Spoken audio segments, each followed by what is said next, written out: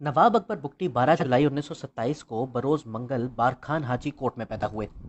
نواب صاحب کے بچپن کا نام شہباز خان تھا۔ ابتدائی تعلیم ڈیرہ بگٹی سے حاصل کی، بعد میں ان کے والد مہراب خان نے H S N college Lahore میں داخل کروا دیا۔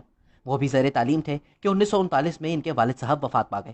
اگرچہ انہیں ابتدائی دنوں میں سیاست کا شوق نہیں تھا، لیکن 1947 میں برطانیہ کے زیر انتظام بلوچستان کی پاکستان یا انڈیا میں شمولیت کے سوال پر جو محدود ریفرنڈم ہوا، اس میں انہوں نے پاکستان کے حق میں ووٹ ڈالا تھا۔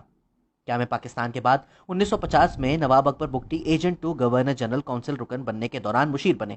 1958 میں ضمنی الیکشن جیت کر حکومت کا حصہ بنے۔ ملک فیروز خان نون کی کابینہ میں بحیثیت نائب وزیر دفاع شامل رہے۔ اس عہدہ پر وہ 1 سال تک فائز رہے۔ اس کے علاوہ وہ داخلہ کے وزیر مملکت بھی رہے۔ مختصر وزارت کے دور میں ان کا واحد اور بڑا کارنامہ گوادر کی مسقط سے خریداری تھا۔ 1956 میں قائم شدہ نیپ یعنی نیشنل عوامی پارٹی کو بلوچستان میں اس وقت مزید پذیرائی ملی جب ایوب کے دور حکومت کے آخر میں حکومتی جبر و تشدد کے باعث 3 سردار نواب خیر بخش مری، نواب اکبر خان بگٹی اور سردار عطا اللہ مینگل نیپ میں ہم سفر ہو گئے۔ اس وقت کا نعرہ یہ تھا کہ اتحاد کا ایک نشان، عطا اللہ خیر بخش اکبر خان۔ ایوب مارشل لاء میں بگٹی صاحب پہلے منشیات فروشی کے جرم میں گرفتار ہوئے۔ جب یہ الزام ثابت نہ ہوا تو ان پر ہیبت بگٹی کے قتل کا الزام لگایا گیا۔ اقرار جرم کروانے کے لیے ان پر بدترین تشدد ہوا، مگر ناکامی کا سامنا کرنا پڑا۔ نوابوں کو آرام طلب سمجھا جاتا تھا، بگٹی صاحب نے یہ بات غلط ثابت کی۔ صدارتی الیکشن میں انہوں نے فاطمہ جناح کی حمایت کی، ان کو گرفتار کیا گیا۔ ایوب خان کے زمانے میں گرمیوں میں قیدیوں کو ملتان اور سربی میں رکھا جاتا، جبکہ سردیوں میں انہیں کوئٹہ جیل بھیج دیتے تاکہ انہیں زیادہ سے زیادہ تکلیف ہو۔ نواب صاحب پر ایوبی دور حکومت میں ایبڈو کی پابندی لگائی گئی تھی۔ وہ 10 سال تک سیاست میں حصہ نہیں لے سکتے تھے۔ اسی وجہ سے وہ 1970 کے الیکشن نہ لڑ سکے۔ ان کی ہنگامہ خیز سیاسی زندگی کا آغاز 1 یونٹ ٹوٹنے اور 1970 کے عام انتخابات سے ہوا۔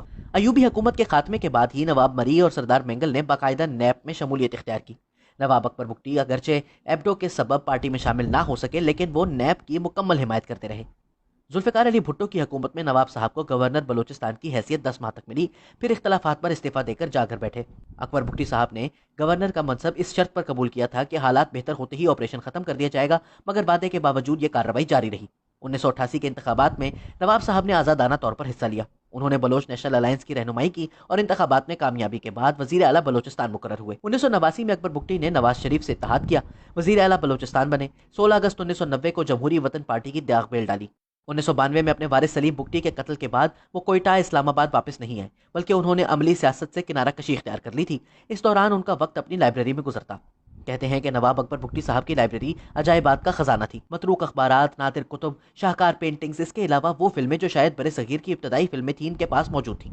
بگٹی صاحب کبھی کسی کتاب پر کچھ نہیں لکھتے تھے، بلکہ الگ صفحات پر اس کی اہم باتیں تحریر کرتے تھے۔ 1997 کے انتخابات میں حصہ لینے سے نواب صاحب ممبر قومی اسمبلی منتخب ہوئے۔ 2005-6 میں بگٹی صاحب اور حکومت کے تعلقات کشیدہ ہوئے۔ بگٹی صاحب سوئی اور ڈیرہ بگٹی کے سرکاری منصوبوں میں اہل علاقہ کی شمولیت چاہتے تھے۔ وہ چاہتے تھے کہ اداروں میں نوکریاں مقامی افراد کو ملیں، فوجی چھاونیاں ڈیرہ بگٹی اور سوئی سے ختم ہوں۔ 1 سال کے دوران انہوں نے کئی بار مرکزی حکومت کے نمائندوں سے مذاکرات کیے جو ناکام رہے۔ بلوچستان کے لیے ترقیاتی منصوبوں پر بگٹی قبیلے کو ویسے ہی تحفظات تھے جیسے سی پیک پر پختونخوا کو تحفظات تھے، مگر سی پیک کے وقت جمہوری حکومت موجود تھی تو یہ تحفظات اے پی سی بلا کر بات چیت کے ذریعے حل کرنے کی کوشش کی گئی، مگر 2006 میں مکہ لہرانے والا کمانڈو موجود تھا اور وہ ہر مسئلہ بذریعہ طاقت حل کرنا چاہتا تھا۔ اس کشمکش کے دوران ڈاکٹر شازیہ کا واقعہ پیش آ گیا جس نے جلتی پر تیل کا کام کیا۔ ڈاکٹر شازیہ کے مطابق کیپٹن حماد نے اس کو جنسی زیادتی کا نشانہ بنایا تھا۔ ڈاکٹر شازیہ کے ساتھ پیش آنے والا واقعہ پہلا نہیں تھا، مگر اس نے نواب صاحب کو مزید غصہ دلایا۔ انہوں نے پیش آنے والے تمام واقعات کی انکوائری کا مطالبہ کیا، مگر رد ہوا۔ مزے کی بات یہ ہے کہ شازیہ کیس میں جوڈیشل کمیشن بننے سے پہلے ہی پرویز مشرف نے ورتی میں آ کر ٹی وی پر کہا کہ کیپٹن حماد از 200% انوسنٹ، یعنی کیپٹن حماد 200% معصوم ہے۔ جنوری 2005 میں ڈاکٹر شازیہ کیس نے پورے بلوچستان میں آگ لگا دی کیونکہ بلوچ معاشرے میں خواتین کو ایک بڑا مقام حاصل ہے۔ اس واقعے کے بعد ڈیرہ بگٹی میں حالات کشیدہ ہو گئے۔ 7 جنوری 2005 کو بگٹیوں نے گیس پائپ لائن اڑا دی جس سے پاکستان میں گیس کی سپلائی معطل ہو گئی۔ 7 جنوری 2005 سے 11 جنوری تک راکٹ حملوں میں پاکستان پیٹرول لمیٹڈ پی پی ایل کو 230 ملین روپے، جبکہ گیس سپلائی معطل ہونے سے پاکستان کو 120 ملین روپے کا یومیہ نقصان ہوا تھا۔ پرویز مشرف پر بلوچستان میں حملہ ہوا، الزام بگٹی پر لگا، ان کے گھر پر بمباری ہوئی۔ لیکن سوچنے کی بات ہے کہ 2004 میں کراچی میں کور کمانڈر کے قافلے پر حملہ ہوا تھا اور مشرف پر 3 حملے پنجاب میں ہوئے تھے، مگر کیا اس وجہ سے پورے کراچی اور پنجاب کو تہس نہس کر دیا گیا؟ کیا یہاں اس بات پر کوئی فوجی آپریشن شروع کیا گیا؟ بالکل نہیں۔ پھر کیوں مشرف پر ایک حملے کے الزام میں بلوچوں پر بمباری کی گئی؟ 17 مارچ کو سانحہ ڈیرہ بگٹی پیش آیا۔ ڈیرہ بگٹی میں گھروں پر بمباری کی گئی جس میں 70 سے زائد افراد شہید ہوئے۔ گولے ڈیرہ بگٹی کی آبادی اور نواب صاحب کے قلعے میں گرے۔ اس کے بعد نواب صاحب نے 80 سال کی عمر میں پہاڑوں کا رخ کیا۔ بالآخر پاکستانی فوج نے شہری علاقوں پر بمباری کا فیصلہ کیا اور نواب صاحب کے قلعے پر گن شپ ہیلی کاپٹرز کے ذریعے بمباری کی گئی۔ حالات تیزی سے بدل رہے تھے۔ کوہلو اور ڈیرہ بگٹی کے گرد جنگ شدت سے جاری تھی۔ نواب صاحب نے پیرا سالی میں مزاحمت کی اور بالآخر 26 اگست 2006 کو تراتانی کوہ سلیمانی میں ان پر شدید حملہ کیا گیا، جس میں وہ شہید ہو گئے۔ نواب صاحب کی وفات سے اگلے روز معروف سیاستدان جاوید ہاشمی نے جیل سے اپنی بیٹی کو خط لکھا۔ ایک 80 سالہ بوڑھے کو گرفتار کرنا اتنا مشکل کام نہ تھا، مگر حکمران تو اسے ڈاکٹر شازیہ کی عصمت دری کرنے والے افسر پر تنقید کا مزہ چکھانے کا فیصلہ کر چکے تھے۔